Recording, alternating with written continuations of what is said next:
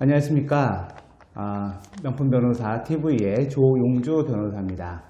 이제 가을이 와서 날씨가 아침 저녁으로 선선하네요. 올해도 코로나로 고생을 했지만 마무리를 잘 하시기 바랍니다. 오늘 말씀드릴 것은 그 대법원 양형위원회에서 그 아동 음란물 범죄와 그 다음에 몰카 범죄에 대해서 형량을 상당히 강화를 했다라는 말씀을 드리겠습니다.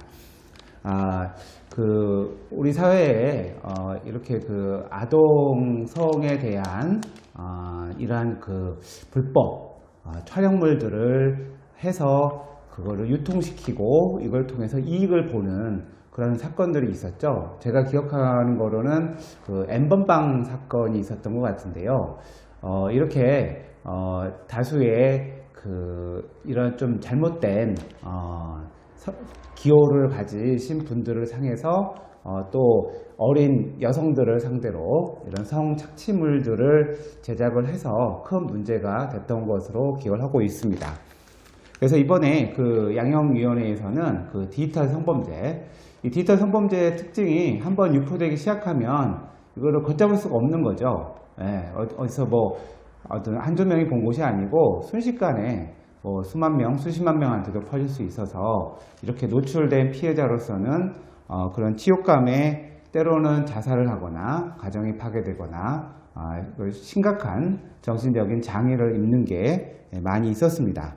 그래서 이번에 그 대법원이 정한 양형 기준 안에서 이러한 아동이나 청소년 성착취물을 상습으로 제작하거나 2번 이상 제작한 경우에는 최대 징역 29년 3개월까지 선고할 수 있도록 되어 있고요. 그 다음에 영리를 목적으로 이러한 성착취물을 판매하는 사람은 징역 27년, 그 다음에 이거를 배포하거나 그 다음에 이걸 하도록 아동 청소년에게 알선하는 경우에는 최대 징역 18년까지 가능하도록 되어 있습니다. 그 다음에 이러한 성착취물을 구입하는 범죄도 2건 이상이 되면 최대 징역 6년 9월까지 선고가 됩니다. 한마디로 뭐 이렇게 해가지고 걸리면 폐가망신하게 되겠네요.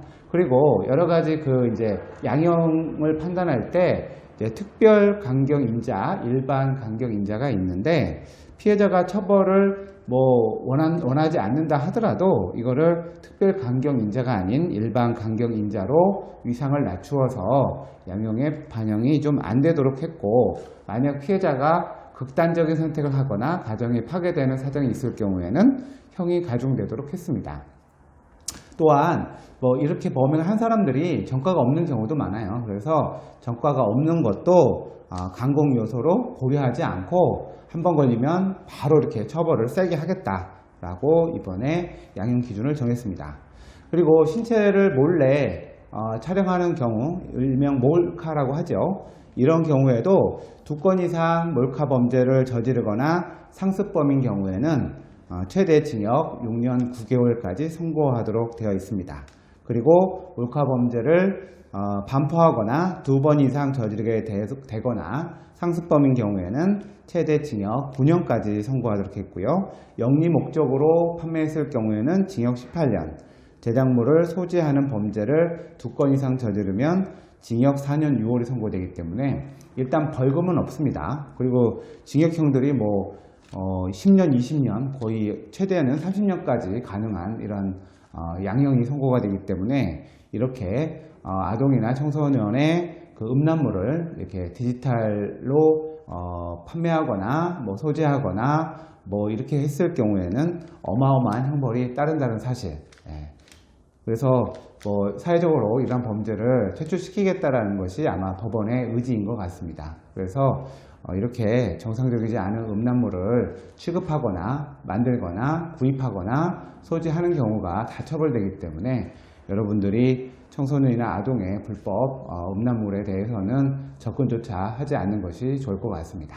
이상 디지털 범죄에 대한 양형 기준이 높아졌다라는 말씀을 드리고 방송을 마치도록 하겠습니다. 감사합니다.